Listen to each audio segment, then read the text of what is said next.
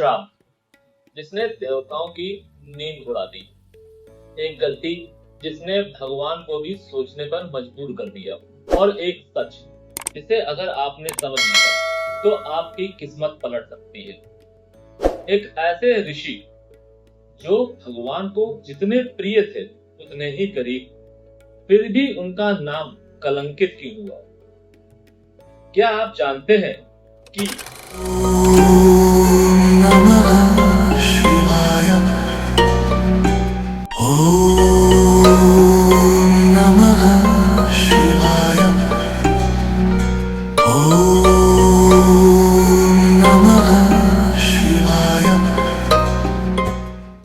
क्या आप जानते हैं कि नारद मुनि जहां भी जाते थे वहां कलह क्यों हो जाती थी, झगड़े क्यों हो जाते थे?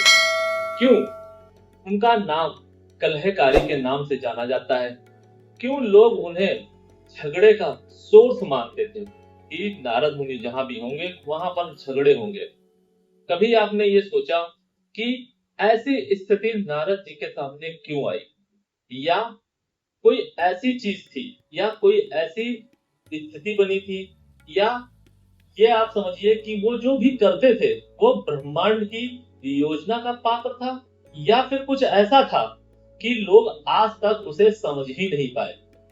वजह कोई भी रही हो, लेकिन नारद जी का नाम कलह या झगड़े के साथ जोड़ा जाता रहा। आज हम बात करने वाले हैं नारद जयंती के ऊपर, और ये एक ऐसा समय है जब हम नारद जी को समझ पाएंगे। इस वीडियो में आप ये जानेंगे कि किस तरीके से नारद जी के नाम को कलह और झगड़े के साथ जोड़ा गया, जबकि ऐसा नहीं था।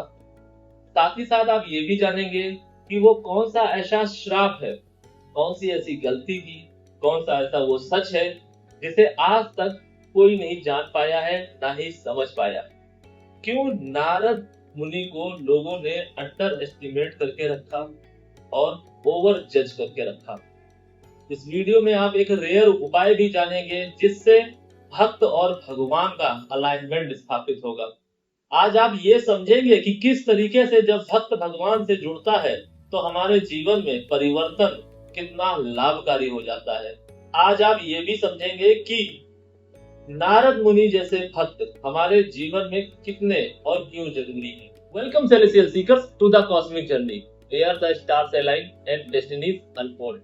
मैं यहाँ हूँ ताकि ब्रह्मांड के रहस्यों के माध्यम से आपको गाइड कर सकूं और ज्योतिष के ज्ञान से आगे का मार्ग प्रकाशित कर सकूं। नारद मुनि कलहकारी नहीं थे। नारद मुनि एक ऐसे मुनि थे जो देवताओं और मनुष्यों के बीच के सेतु थे, जो देवता और दानवों के बीच के भी सेतु थे। यानी कि दो ऐसे माइंडसेट की प्रजातियां, लोग जिनका मिलना संभव नहीं, या दो ऐसे लोग जो आपस में परस्पर लड़ते आए हैं, उनके बीच के सेतु थे नारद मुनि। ये अपने आप में एक बड़ी चीज है। अब होता क्या था? नारद मुनि कभी भी झगड़े नहीं कराते थे, वो आपकी वास्तविकता से आपका परिचय कराते थे। एक चिंगारी लगा देते थे, और वो चिंगारी डिस्ट्रक्शन की नहीं थी, ट्रांसफॉर्मेशन की थी। जब भी हमारे जीवन में कोई चिंगारी लगती है तो एक बदलाव होता है जिसके लिए हम तैयार नहीं होते हैं, और जब भी ये बदलाव आता है हम अनकंफर्टेबल हो जाते हैं, हम अव्यवस्थित हो जाते हैं, हम डरने लगते हैं, हम भागने लगते हैं। क्यों? क्योंकि वो बदलाव हमारे कंफर्ट जोन को तोड़ता है, हमारे थॉट प्रोसेस को तोड़ता है, हमारे जीवन में एक ऐसे रिग्रेशन को लेके चला आता है जिसके लिए हम तैयार ही नहीं है, या हम इसको स्वीकार ही नहीं करना चाहते हैं। नारद मुनि वही करते थे। जब जब जिस व्यक्ति के जीवन में अंधकार बढ़ा है, अहंकार बढ़ा है, और वो सत्य से भटका है, नारद मुनि ने वहां पर चिंगारी लगाई है। और जैसा कि मैंने कहा कि उस चिंगारी का अभिप्राय डिस्ट्रक्शन नहीं था, ट्रांसफॉर्मेशन था, और वो होता भी था, लेकिन लोग उसे समझ नहीं पाए। इसीलिए लोगों ने उनका नाम कलहकारी, झगड़े के सोर्स के नाम से बुलाने लगे या रख दिया। इसके अलावा आप ये भी देखिए कि नारद मुनि ही एक ऐसे मुनि थे जिन्होंने जाके चीजों को चैलेंज किया। बहुत सारी ऐसी शास्त्रों में घटनाएं मिलती हैं इतिहास के माध्यम से। जब चीजें भगवान के द्वारा हुई हो या भक्तों के द्वारा हुई हो या भगवान और भक्त का जब अलाइनमेंट नहीं बैठ रहा हो, तब नारद मुनि ही एकमात्र मुनि थे जिन्होंने वो अलाइनमेंट कंप्लीट कराया। जैसा कि मैंने आपसे कहा कि वो एक सेतु थे, तो उन्हें पता था कि उनकी जिम्मेदारियां क्या है, उनका दायित्व क्या है। उन्होंने कभी ये नहीं सोचा कि वहां पर उनका नाम खराब हो रहा है, लोग उन्हें कैसे बुला रहे हैं, लोग उन्हें कलंकित कर रहे हैं। उन्होंने बस अपना दायित्व निभाया बिना भेदभाव किए, और यही एक कारण था कि नारद मुनि भगवान को अति प्रिय थे। एक समय की बात है जब नारद मुनि का नाम अपमानित हुआ था, उनका नाम कलंकित हो गया था, उनको अपमान का सामना करना पड़ा था। तब उन्होंने एक श्राप दिया था। श्राप कैसा? कि तुम्हारा अहंकार ही तुम्हारे जीवन को नाश करेगा। अब सोचिए, क्या ये साधारण श्राप था? नहीं, ये साधारण श्राप नहीं था। आज के समय में अगर मैं आपसे पूछूं कि सबसे बड़ा श्राप क्या है, तो आप कहेंगे गरीबी नहीं, आप कहेंगे कि बीमारी, सेहत नहीं है, नहीं। सबसे बड़ा श्राप है गलत सोच, गलत फहमी। अगर आप गलत सोच पालकर बैठे हैं, गलत फहमी में हैं, तो आपका जीवन पूरी तरीके से, पूरा जीवन उलझ के रह जाएगा। आप इस गलत फहमी में ही सोचते रहेंगे कि ऐसा इंसान क्यों कर रहा है, आपके साथ ऐसा क्यों हो रहा है, आपने ऐसा क्यों किया, उसने ऐसा क्यों बोला। और ये गलतफहमी आपको कभी भी आगे बढ़ने नहीं देगी। नारद जी की वो चिंगारी हमारे जीवन में क्लैरिटी लेके आती है। यही कारण था कि जब उन्होंने ये श्राप दिया तो लोग अचंभित हो गए कि उन्होंने ऐसा श्राप क्यों दिया। क्योंकि जब तक आपके जीवन से अहंकार का पर्दा नहीं हटेगा, तब तक आपके जीवन में क्लैरिटी नहीं आएगी। और वो क्लैरिटी आनी बहुत ज्यादा आवश्यक है कि अगर आपको किसी मुकम्मल जगह पर पहुंचना हो तो। इसीलिए नारद मुनि ने उनको ये श्राप दिया, और उनके इस श्राप के माध्यम से उनके जीवन में क्लैरिटी आई, और जो कि आनी बहुत ज्यादा जरूरी थी, क्योंकि अगर नहीं आती तो वो बहुत सारे लोगों के जीवन में एक समस्या बन जाते। इसीलिए उन्होंने ये श्राप दिया। अब हम बात करते हैं गलती। एक बार नारद मुनि को अपनी भक्ति, अपने रूप, अपने ज्ञान के ऊपर बहुत ज्यादा अभिमान हुआ, और उन्होंने सोचा कि चलो अब हम विवाह करते हैं। तो एक वो कन्या के मोह पास में फंस गए। फिर क्या था? फिर उनको अपनी गलती का एहसास हुआ, तब जाके उनके जीवन से वो अंधकार दूर हुआ जो वो दूसरों के जीवन में दूर करते थे, यानी कि अहंकार। ये वो गलती थी जिसने भगवान को सोचने पर मजबूर कर दिया कि नारद मुनि जैसा व्यक्ति, नारद मुनि जैसा मुनि भी अहंकार कर सकता है। ज्ञानी व्यक्ति, परम भक्त व्यक्ति विवाह के बंधन में बंधने के लिए इस हद तक सोच सकता है। यानी कि एक ऐसा भक्त जो भगवान की शरण में है, जो नारायण नारायण का जाप करते हैं 24 घंटे 365 दिन, उनके जीवन में भी ऐसी स्थिति आ गई, तो हम जैसे इंसान क्या चीज है? अहंकार किसी के जीवन में भी कभी भी आ सकता है, अंधकार कभी भी छा सकता है। सवाल ये नहीं है कि अहंकार से कैसे बचा जाए, सवाल ये नहीं है कि अंधकार को कैसे दूर किया जाए, सवाल ये है कि आप कितना और किस हद तक तैयार है, किस हद तक आपने अपनी सोल को मजबूत करके रखा है। अगर आपने मजबूत करके रखा है तो अगर ऐसे जीवन में पल आएंगे तो आप निकल जाएंगे। लेकिन अगर आप अपनी बेवकूफी के माध्यम से अपनी सोल को कमजोर करके रखेंगे तो ऐसे पल आएंगे और आपके जीवन का एक बड़ा हिस्सा बर्बाद करके चला जाएगा आपको। और आपने देखा होगा कि आपके आसपास, आपके आस पड़ोस में, परिवार में ऐसे व्यक्ति हैं जो आपके जीवन में चिंगारी लगाने के लिए तत्पर रहते हैं। ये कहानी हमें ये सिखाती है कि ऐसे लोगों से किस तरीके से हमें सावधान होना है, क्लैरिटी को ढूंढना है, ना कि उसके मंतव्य के बारे में सोचना है। आपको कभी भी एक्शन पर रिएक्शन नहीं देना चाहिए। एक्शन पे अगर आप तुरंत रिएक्शन दे रहे हैं तो आप गलत हैं। आप देखिए कि सामने वाले का इंटेंशन क्या है, इंटेंशन को भापना सीखिए, क्योंकि कभी कभी लोग हमारे जीवन में कृष्ण बनकर आते हैं जो हमें इनडायरेक्टली चीजें सिखाते हैं। और कुछ लोग हमारे जीवन में मंत्रा बनकर आते हैं जो हमारे कान भरते हैं और अपना जीवन में मजा लाते हैं, एंटरटेनमेंट का सामान समझते हैं आपको।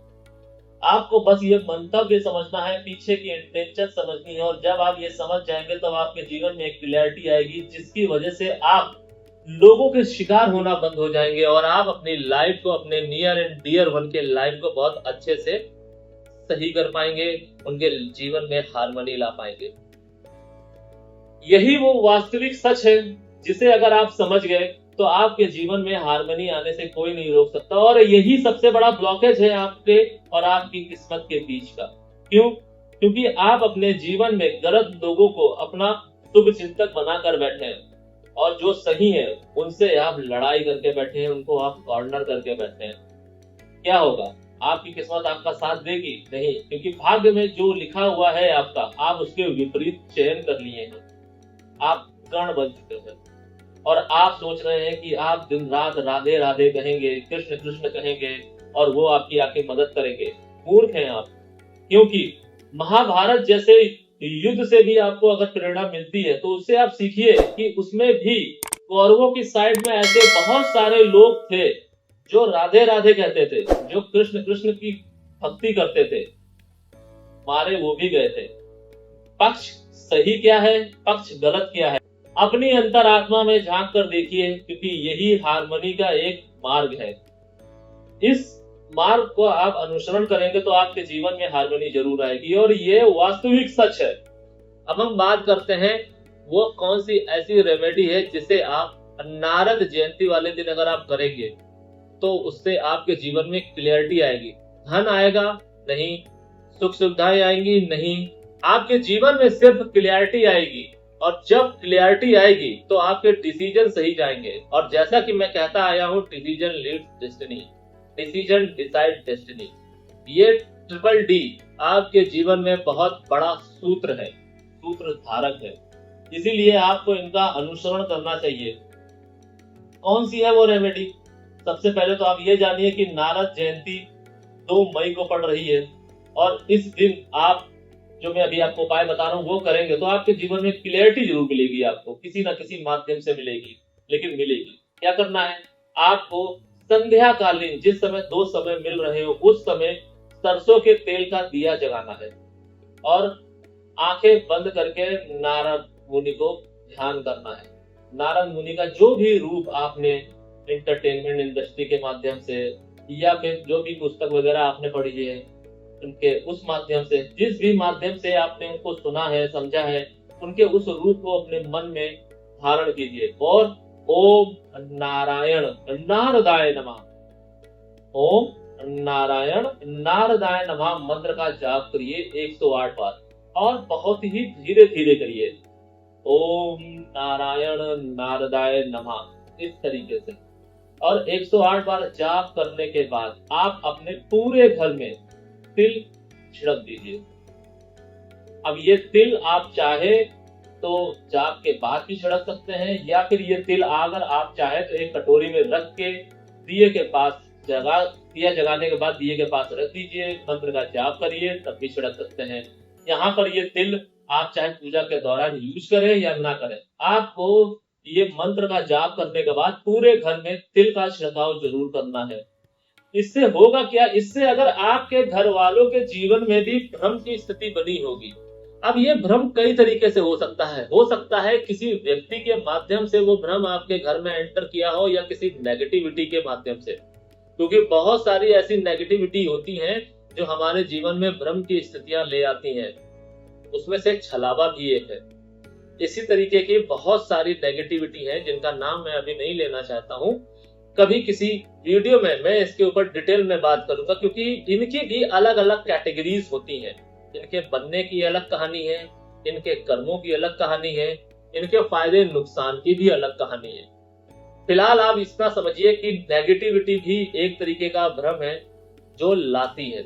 हर नेगेटिविटी एक जैसी नहीं होती है, इसीलिए आपको ये समझना होगा और अपने जीवन में क्लैरिटी लाने के लिए जो भी मैंने अभी आपको बताया है, ओम नारायण नारदाय नमः मंत्र का जाप करना है एक माला यानी कि 108 बार, और इससे आपके जीवन में 45 डेज के अंदर जो भी समस्या आपके घर में चल रही होगी, कोई भी भ्रम की स्थिति बनी हो, फिर वो चाहे प्रॉपर्टी से रिलेटेड हो, धन से रिलेटेड हो, रिश्तों से रिलेटेड हो, या फिर आपके रिवेंज से रिलेटेड हो, उसमें क्लियरिटी आपको मिलेगी ही मिलेगी। ऐसी स्थितियां परिस्थितियां बनेंगी कि वो आपके सामने आ जाएगी, वास्तविकताएं जो भी होंगी।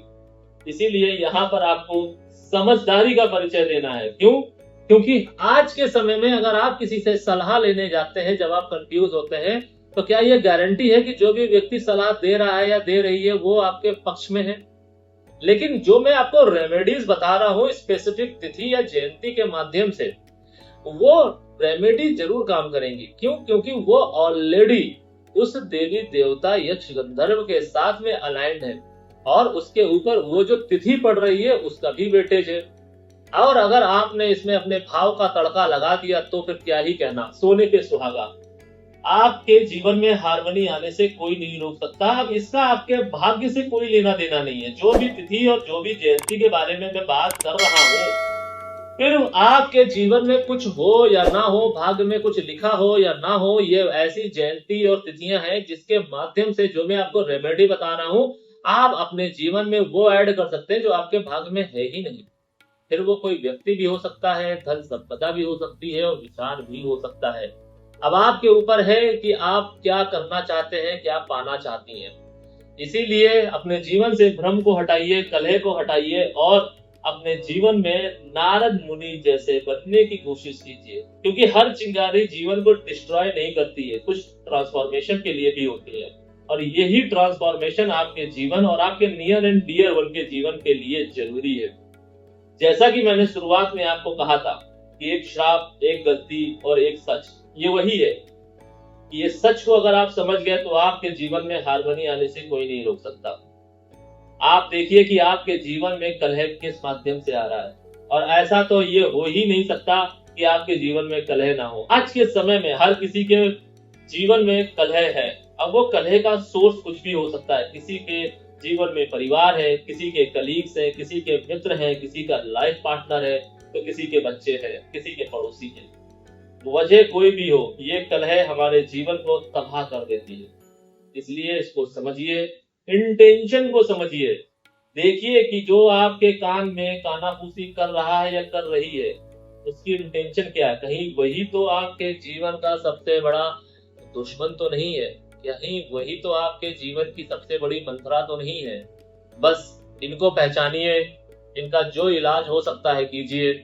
क्योंकि अगर जब तक आप इन्हें नहीं पहचानेंगे, और अगर आपको संदेह है, तो जो मैंने आपको रेमेडी बताई है वो रेमेडी कीजिए। सच्चाई आपके सामने आएगी ही आएगी, और जब आपके सामने सच्चाई आएगी तो आपके जीवन में हार्मनी भी आएगी। अगर कुछ ऐसा है जो इस वीडियो के माध्यम से आपको समझ में नहीं आया है, या आप और ज्यादा जानना या समझना चाहते हैं, या अगर आपका कोई सवाल है, तो आप हमसे कमेंट के माध्यम से जुड़ सकते हैं, और कमेंट में जरूर लिखें ओम नारायण नारदाय नमः। नारद मुनि को याद करने के लिए साल का ये दिन बहुत ज्यादा जरूरी है। और नारद मुनि की ये ऊर्जा, जैसा कि मैंने आपको बोला था कि नारद मुनि सेतु है देवताओं और मनुष्य के बीच के, तो नारद मुनि को यूज कीजिए, क्योंकि वो एकमात्र सेतु है जो आपकी भक्ति को मुकम्मल कर सकते हैं। कैसे? आपकी जो गुहार है, आपकी जो आस है, आपकी जो पुकार है, उसको नारायण तक पहुंचाने का काम नारद मुनि से अच्छा कोई नहीं कर सकता है। इसीलिए इस दिन नारद मुनि को अपने साथ अलाइन कीजिए, यथासंभव जाप कीजिए, और अपने घर में तिल का छिड़काव करना तो मत ही भूलिएगा। अपनी कुंडली का एनालिसिस कराने के लिए अपने नियर एंड डियर वन या बच्चों के जीवन से कलह और भ्रम की स्थिति को दूर करने के लिए आप हमसे कंसल्ट कर सकते हैं। अपॉइंटमेंट के लिए हमारा नंबर आपके स्क्रीन के नीचे स्क्रॉल कर रहा है। इसको जाने मत दीजिए, लाभ उठाइए और अपने जीवन में हार्मनी लेकर आइए। आज के लिए बस इतना ही। सेलेस्टियल एनर्जीज आपका मार्गदर्शन करें और आपके